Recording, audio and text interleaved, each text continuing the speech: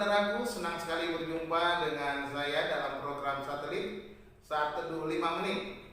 Saudara-saudara, hari ini kita masih berbicara tentang keselamatan dari Injil Yohanes dengan judul Jalan Kebenaran dan Hidup. Sebelum kita membaca firman Tuhan, marilah kita berdoa. Allah Bapa di surga, kami datang kepadamu menyerahkan waktu ini untuk mendengar dan membaca firman Tuhan. Terangi hati kami dengan Roh-Mu yang kudus, supaya Roh-Mu yang kudus itu memberikan hikmat dan pengertian. Hamba juga berdoa bagi setiap pendengar dimanapun berada. Biarlah Engkau memberkati setiap pendengar, membuka hatinya, bahkan memberikan kekuatan kepada mereka, dan memberikan penghiburan kepada mereka, memberikan kemenangan kepada mereka, menyembuhkan mereka yang sakit dan terbaring lemah. Terima kasih Tuhan. Berbicara kepada kami siap mendengar. Di dalam nama Yesus kami berdoa. Haleluya. Amin.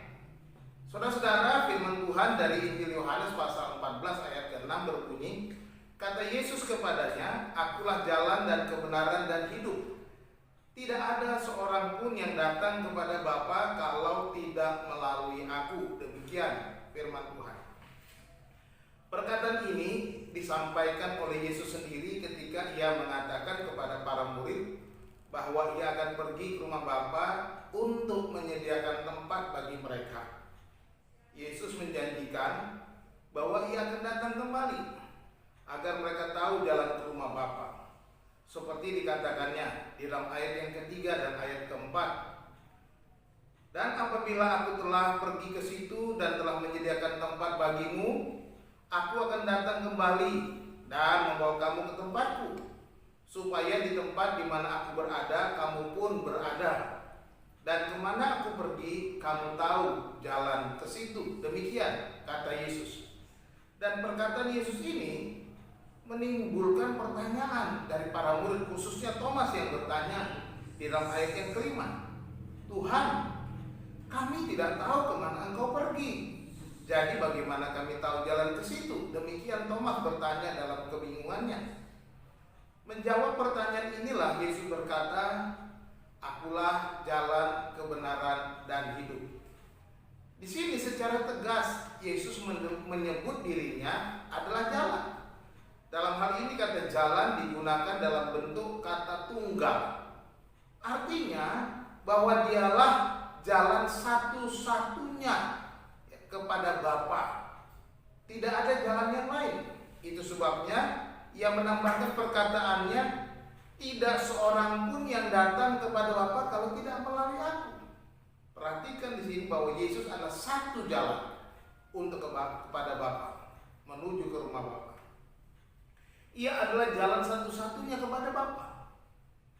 Ia juga adalah satu-satunya kebenaran yang hakiki.